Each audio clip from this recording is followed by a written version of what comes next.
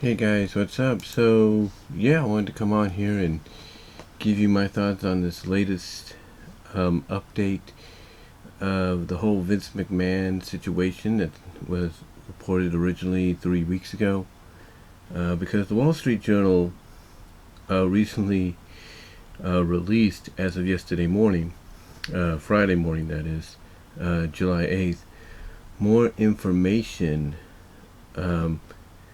courtesy of somebody within the company, and that's one thing a lot of people, mostly JD from NY206 of Off the Script, is kind of speculating that somebody within the company is, leaking out this information to the Wall Street Journal and other notable sources to, I guess, essentially get Vince out of power, or with the hopes of trying to get Vince out of power. But who that could be, we don't know.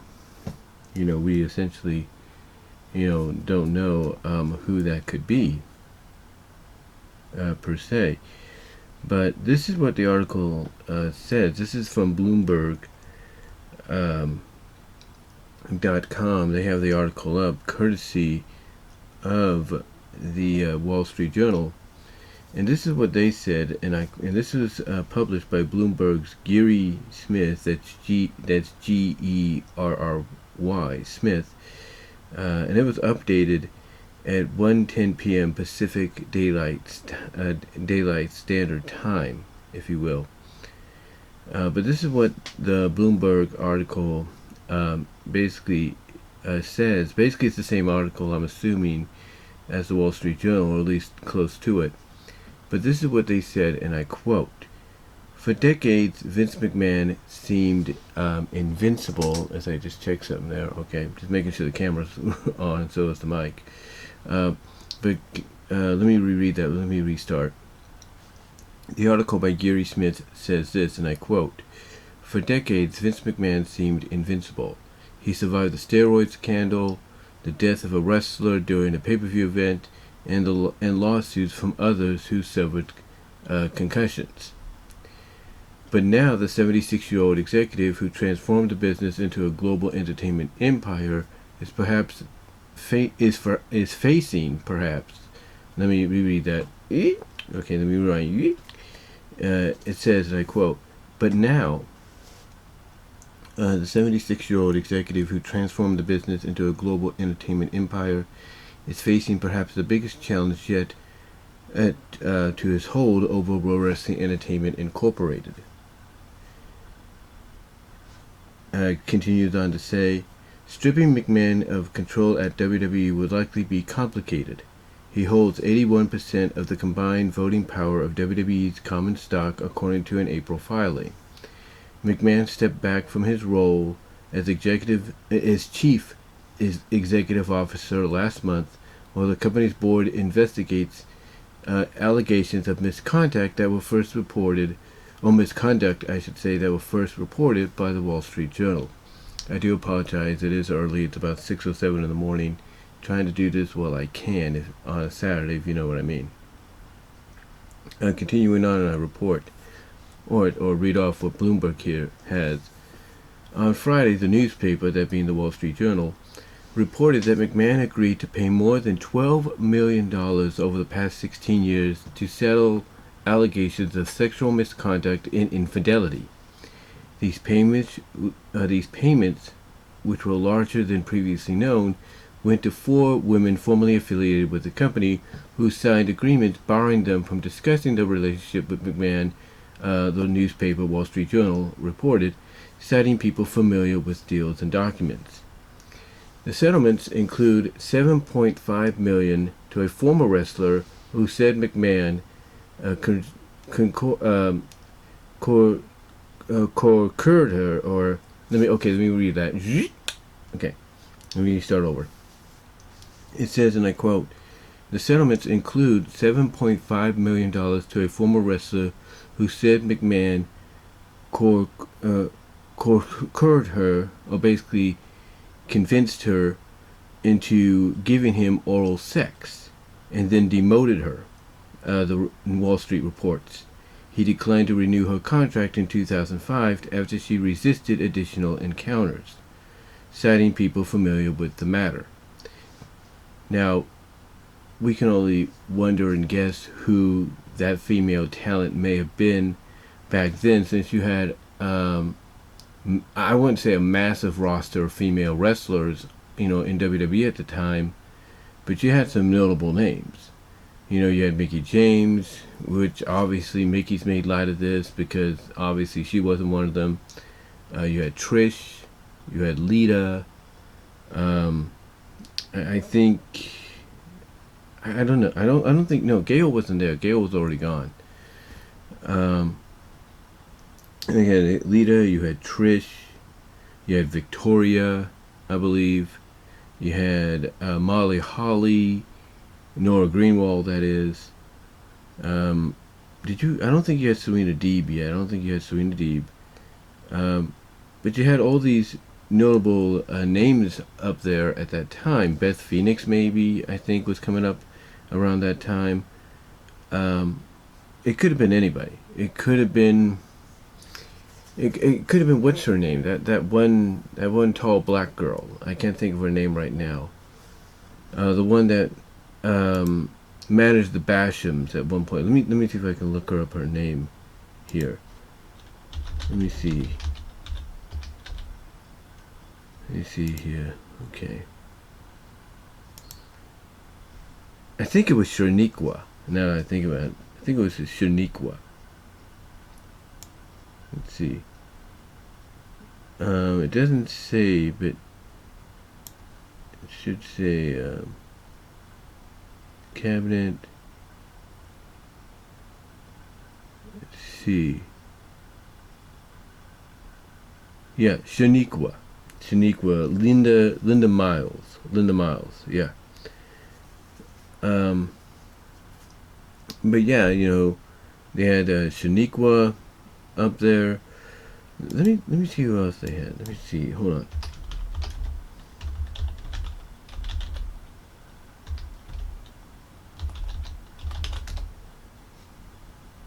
Let's see.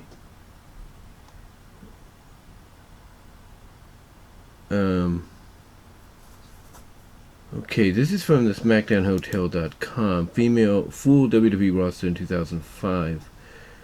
Let's see if there's any familiar names on here. Okay, you had Amy Weber. She didn't last long. Ashley Massaro, who's no longer with us. Let's see. Candice Michelle. Let's see. Who else did you have? Christy Hemming. Dawn Marie. Let's see. Who else? Ivory. Hikaru,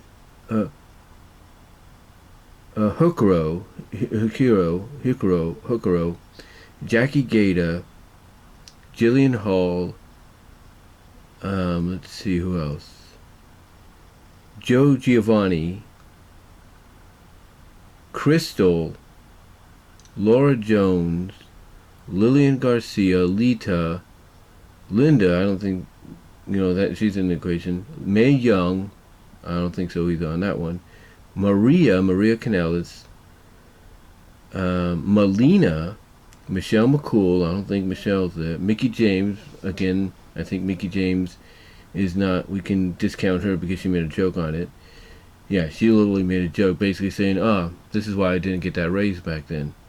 Oh, I see why I didn't get that raise. Molly Holly. I don't know. Greenwell. I don't think so, but who knows. Let's see who else. Charmel, Booker T's wife. I don't think she's someone we can worry about, but who knows. Stacy Keibler, no, I don't know. Fabulous Moolah, I don't think so. Tori Wilson, Vicky Guerrero, I don't think so. Trish Stratus, not so sure. And like I said, Victoria. So they had plenty of women on the roster at that time. Enough to, fill out the brand split and allow the women's champion, who at that time I still think, even though they slowed it down, could go from brand to brand if needed. So it could have been any one of those, with a few exceptions, like Trish and Molly and Mickey and some of the others I mentioned. So who knows? Who knows who it could have been? It could have been someone that is less known to us. Like, it could have been maybe Shaniqua, Linda Miles. It could have been Laura Jones, Amy Weber. We don't know. But yeah, it says the settlements include $7.5 million to a former wrestler who said McMahon convinced her into giving him oral sex and then demoted her, the newspaper reported. So we could assume perhaps it might have been, Shaniqua, maybe a Laura Jones, can't say.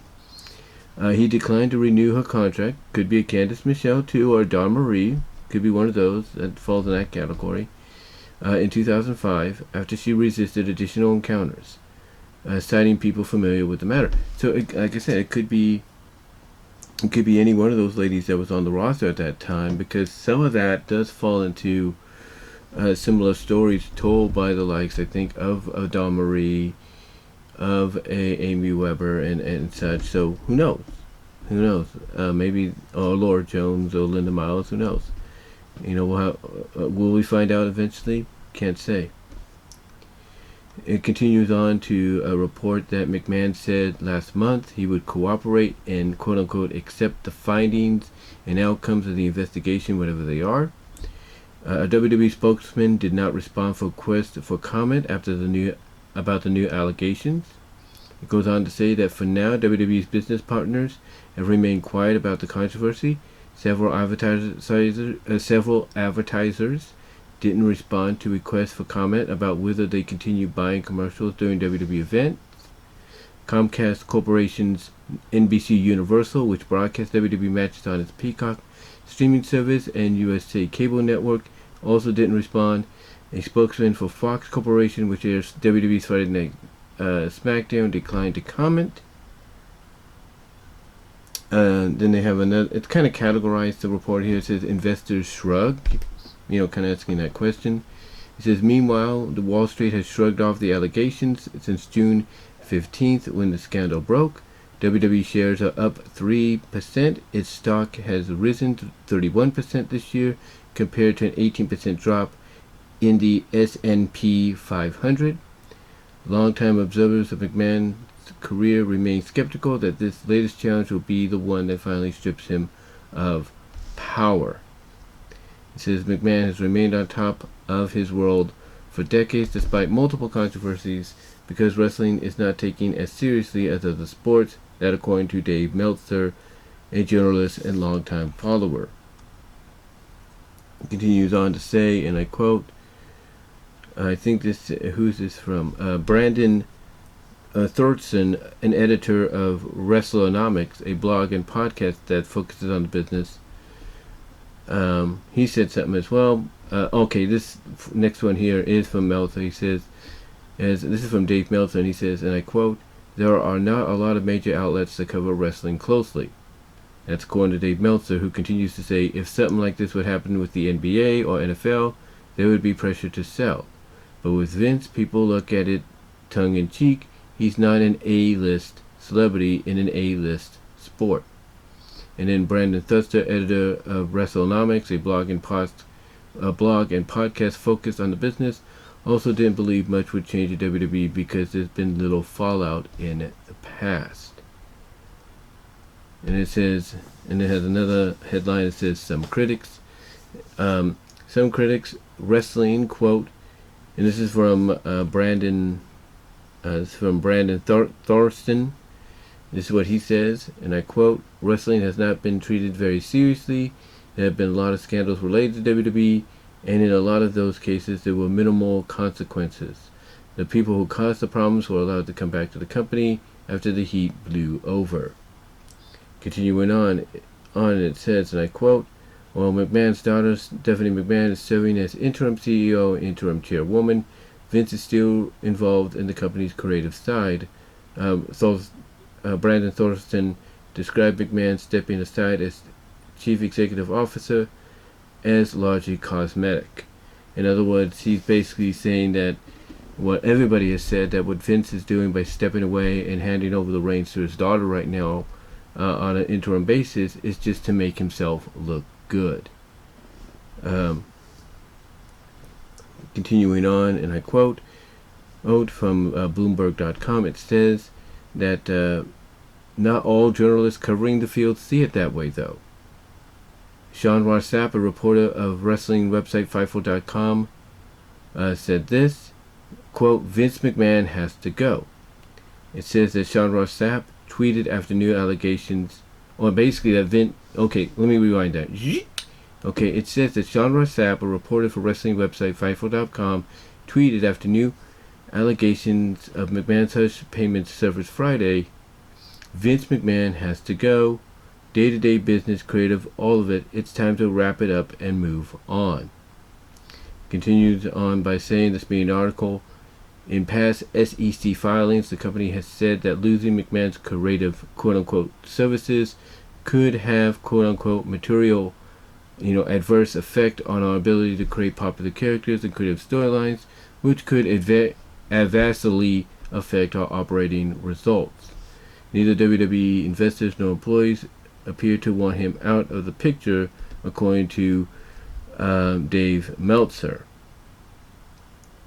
Continuing on and concluding, it says basically nobody, I think this is from Meltzer, nobody has made professional wrestling profitable the way that Vince has. It's comfortable for everyone to not change. It's a good system. There's one boss and everyone is afraid of him. McMahon also understands the negative stories about him typically dissipate over time. This is according to Dave Meltzer. Since the controversy erupted last month, McMahon has appeared multiple times on WWE broadcasts, something he rarely did before. He's got that feeling, and this is according to Dave Meltzer, quote, he's got that feeling that I can survive anything. And again, that's according to Dave Meltzer. But yeah, a lot of people, especially those that are kind of like in that new millennia, Gen X, or new Gen X millennia mindset of late 90s, 2000s, past, basically the mindset, the new millennium mindset of the past 20 plus years, all believe that this is going to be what has Vince potentially step away, basically step down and leave, just leave the company, because either he'll be forced out or he'll have no other choice. Always, but like I said, to be forced out or legally, told to step aside from a law standpoint. But others, like a Dave Meltzer, feel that Vince, it's not going to affect him. Brandon Thorson feels it's not going to affect him. That yeah, even if stuff comes out to prove everything that's been reported is true, Vince is still going to find a way to survive it. Like for example, what they're probably picturing in their mind is, okay, if something is found out, Vince will hand over control to his daughter temporarily, probably, total control, but on a temporary basis. Like she's interim right now, and she'll continue to be interim, maybe even permanent or semi-permanent CEO and chairwoman for the next, let's say, year or so. And then after a year passes, Vince will come back, he'll resume control and all that, as if nothing has changed. That's kind of how I think they view it. Like, give it a year, 6 months to a year, and from what they can tell, Vince probably pictures it blowing over by that time, and he'll just resume control as usual, go back to business as usual. While others feel that, Vince, this has got to be the wake-up call that makes him realize he's got to go. He's got to leave. He's got to step down and let a new generation take over. But again, that is the mindset, and rightfully so, of the new millennial generation of the past 20 years. Everyone like Sean Ross Sapp, JD, just Alex, everybody say that. Now, JD, he's a little younger than I am, but, so he's kind of not really in that category, but he's been a fan long enough to where he understands that the business has to evolve to survive. Companies have to evolve to survive. And, he knows that despite all the things that Vince has done positively for the business, that something like this has got to be the wake-up call Vince needs to basically step down and take his mindset of wrestling, shelve it, and let a new mindset, a fresh mindset, step in. But mostly all the other people that feel that way, like I said, and I say it with all due respect, are the new millennial generation mindset of the past 20 plus years. And honestly, I do agree that, this is something that if more information comes out, and apparently one source reached out to Fightful, one person, former female wrestler, reached out to Fightful saying there was going to be more to come, in the next coming weeks. Like a bigger story is going to break. So yeah, Vince basically, this is going to be interesting because we know the $3 million in the original report was out of his own pocket, to that paralegal. We know that was out of his own pocket, but now the question is, where does this additional, $9 million over the past 6-7 years, or the past 16 years, I should say, come from? Did it come also from his own pocket, or did it come from the WWE's own pocket? The company's own money, which is legally wrong to do. Where did it come from? And if it comes out that it's not from his own pocket and it did come from company funds, that could be the nail in his coffin as CEO. Could be the nail in his coffin. But the biggest question, though, a lot of people have when it comes to this, and JD pointed this out when he was doing his off the script extra yesterday, who's behind it? Who potentially within WWE is calling up Wall Street Journal and said, hey, I got some more information for you? Who's doing it? Who on the board is doing it? Now, I know some people might, point, oh, should I say the first thing people might point to, or the first person, excuse me there. Let me rewind. Okay. Now, I know the first person people might point fingers to is Nick Khan. Like, Nick Khan could be the one that's getting on there and say, hey, Wall Street Journal, I got some info for you. And by doing so, it gets him a step closer to taking control in his mind. So that's the first person, obviously, people are pointing to as probably being the one that leaks, is leaking this information to the Wall Street Journal. And I can tell you this, though. If it is Nick Khan, I'll tell you this. Do not be surprised if it gets uncovered somehow that Nick Khan is the one that's, leaking out this information, that Vince McMahon has him removed. That Vince McMahon right now may not be in control, because Stephanie is, but if Stephanie wants full control in the future on a permanent basis, Vince is going to tell her, fire Nick Khan. Get him out of the picture. Because here's the thing, even if Nick Khan is not suspicious, or is not the prime suspect of the one leaking the information, Vince is going to look at him as a prime suspect, and he's going to be like, I wonder if I let this guy go, if maybe these allegations will disappear. And that could happen. So don't be surprised if Nick Khan potentially gets relieved of his duties, from WWE, hope in an effort in Vince's mind to hopefully make these things go away, these allegations go away, so he can resume business as usual. But we'll see. We'll see, because right now the big question is who is indeed leaking this information that's putting, putting Vince in a, basically in his own kind of situation of will he or will he not be able to resume his duties as CEO, or will he have to step away from a permanently from control of WWE and permanently hand it over to his daughter and his son-in-law? We'll have to see.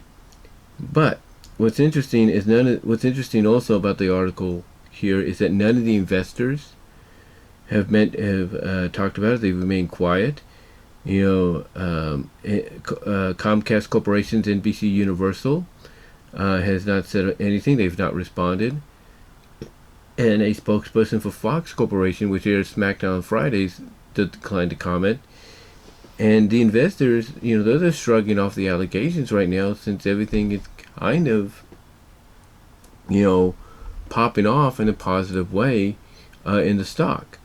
So obviously this doesn't seem concerning to them, and I guess because past experiences have shown us that if Vince can survive the government, he can survive Owen Hart falling to his death and Chris Benoit's murder suicide and stuff.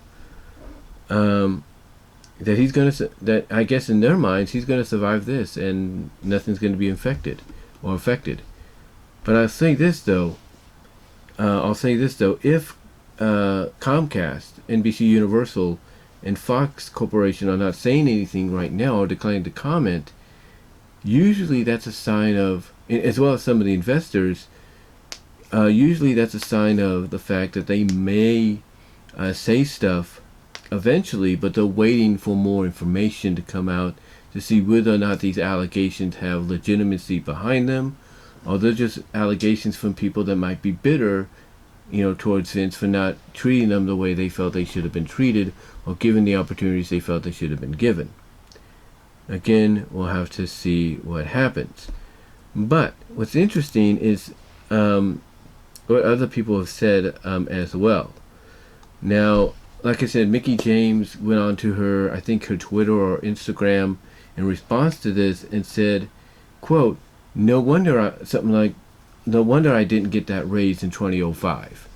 Basically making a joke of the fact that, if I would have given him oral sex, or I would have, given him the time of his life, maybe I wouldn't have gotten the raise I wanted, because apparently she wanted more money back in 2005.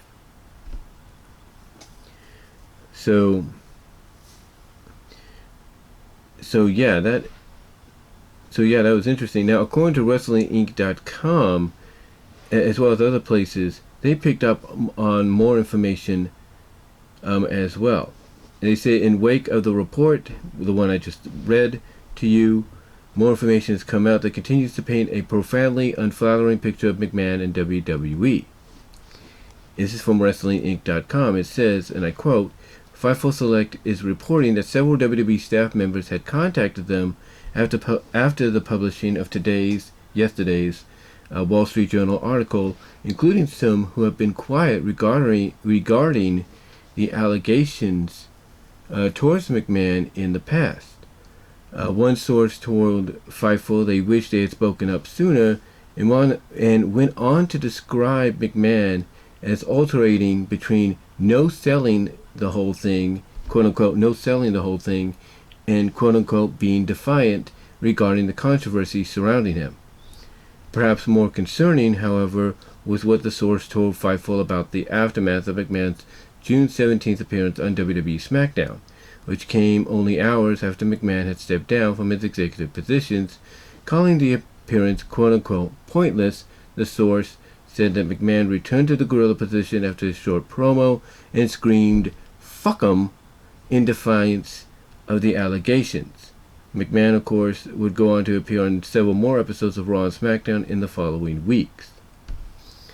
WrestlingInc.com also says that Fightful also reported that a former WWE talent had contacted them after the first Wall Street Journal story, and vaguely alluded to another major story regarding McMahon that they believed would come out shortly.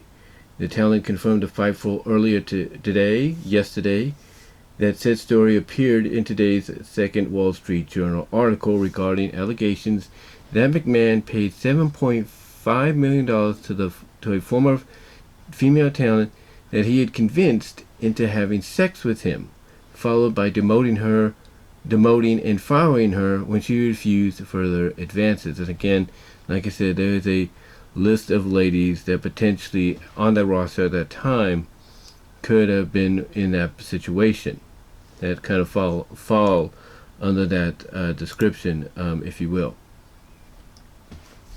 It continues on to say, and I quote, McMahon's involvement with this former female talent, which reportedly occurred in 2005, was heavily rumored among WWE's creative team at the time, sources further told Fightful. While Fightful couldn't confirm whether the writing team knew of the NDAs involved or the element of coercion, easy for me to say, coercion regarding McMahon, one writer did confirm to them that McMahon used what he characterized as a quote-unquote relationship with the talent as an excuse for being late to production meetings, doing so in a half-joking manner.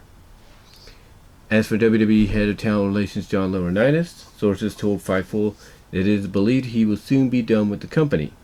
However, it was noted that it's expected that he will still be taken care of by WWE in what was referred to as a quote-unquote golden parachute deal. It was reported shortly after the first Wall Street Journal article that Laurinaitis had been put on leave from his duties, with Bruce Pritchard replacing him. Fightful noted that talents were not allowed to speak about McMahon's allegations publicly, but had privately voiced frustration regarding the situation and McMahon's handling of it. Finally, Fightful revealed they had reached out to WWE and even former referee Rita Chatelain, who accused Vince McMahon of raping her in the 1980s, for comment. As publication, neither party has gotten back to them. As of this writing, it is unclear what the next step in regarding Vince McMahon's role in WWE, where he remains in charge of on-screen content, and whether he will appear live tonight or last night on SmackDown, which he didn't. Now, this is all really interesting and stuff, because, like I said, a former talent said a bigger story was going to break out. I kind of missed when I read the original Bloomberg report, or in a report on the Wall Street report, and apparently they meant the one that broke today, or yesterday, I should say. So, what does this do for Vince? Where does Vince go from here, as far as his future in the company is concerned? Well, again, a lot of people are back and forth about it. Some feel it's not going to affect him, despite whether or not the allegations that come forth are found out to be, that are coming forth are found out to be true. Some feel that he's going to be able to survive that and everything, and he's going to just resume business as usual, basically take back his position as CEO. Some feel that this is pretty much the nail in the coffin for him, that this is it. That this is going to basically, one way or another, force him to step away, basically hang it up and step away from the business once and for all. Because I think we all will agree, as we have noticed, that we are in a time and place now to where, this kind of stuff will, vastly, if not,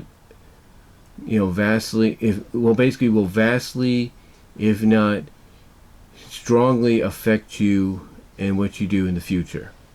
We have seen this in entertainment, we have seen this in sports, and when you have something that considers itself both a combination of both genres, and that being sports entertainment, which is which Vince considers WWE, then this is going to be a major blow. But again, this is just a wait and see scenario as we speak, of exactly where the next step is going to take us in this situation. The positives on this is, with Stephanie being in charge temporarily, a lot of people have come out and said that they love Stephanie being in charge, that it's a breath of fresh air and everything, and obviously morale's more up than it usually has been when Vince was cracking the reins and all that and running the ship. So we'll have to see if that's going to be lasting a lot longer, if not permanently, depending on what the official outcome of this is in the end.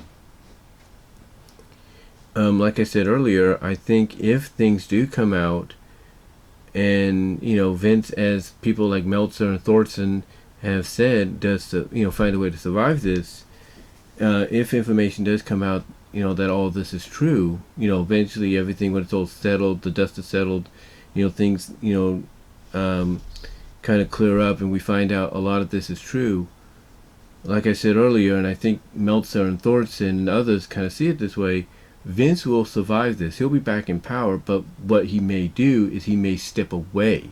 Like, he'll leave Stephanie in charge for maybe a year or so, 6 months to a year, maybe a year, like I say, a year at the most, a year and a half at the most, maybe, but 6 months to a year. He'll step away, let things, calm down after 6 months to a year and a half at the latest. And then when he feels the time is right and he feels things have calmed down, that's when he's going to step back into power. And I believe that's how Meltzer and Thorson and others see it. Whether or not that's true, whether or not that's true in its happening, in its happiness, I should say, in the future, one can only speculate and wonder. But if it does turn out he has to basically be forced, into stepping down, permanently and handing over the reins to his daughter, then so be it. Maybe that's going to be the best solution. And maybe Vince on the outside looking in will see what a lot of people are hoping will be an improvement for the company. And maybe that might be the wake-up call he needs. Like, oh, this is what I was supposed to do. This is how I was supposed to run it. But we'll see. We'll see. Vince is somebody that will do whatever it takes, to survive controversy and major allegations, no matter what kind of the situation he gets himself into. Again, it's been proven in the past that he's been able to do that. Whether or not he's able to survive this, is another story, but we'll see. But yeah, with more information coming out, with Fightful finding out that Vince's reaction after the first allegation a couple weeks ago was fuck him, when he went backstage. Yeah, this is going to be an uphill battle for him. And all I can say for Vince is, if he thinks he had to step away temporarily as CEO and chairman of his company and hand over the reins to his daughter, he might have to get ready to hand over the reins to his son-in-law real soon when it comes to creative, because once word gets out, if not already, that he's still in creative, and if word gets out that he still has some pull, basically he's still running things, and as one person noted, he only did this change of the guard for cosmetic reasons. That's not going to be helping him either. As this case continues to be investigated by the board and all that, and potentially more allegations comes out, because Alex Hicks even said it best, that if you look at Vince's run for 4 to 6 decades in this business, he's had to do more than just what's being allocated towards him right now. He had to do more with more women than what's, like I said, being allocated and reported right now. But what are your guys' thoughts? Where do you see Vince McMahon going from here? Do you think he's going to survive this? Like, if allegations do come out, that these allegations, as you say, do come out to be true, that he's just going to maybe step away for 6 months to a year and a half, and then come back and resume after things die down? Or do you think he's going to have to be forced to finally face the music and step down permanently and step away from the business? What are your thoughts? Let me know down below in the comments, as well as in the live chat during the premiere. Like the videos, super chats, and super stickers will be available and open in the live chat as always, and super thanks will be enabled after the review, after the videos premiere. You can also help support me at Venmo at Brian-Romer-2, and at Cash App at BWRoses98, and at Patreon at BWRoses. And also you can find me on TikTok. Yes, I am on TikTok at BWRoses as well. But let me know, and check me out at my Teespring store. It would help me out appreciatively if you guys can do that. But yeah, let me know what your thoughts are, guys, on this whole situation. And until then, I'll talk to you later.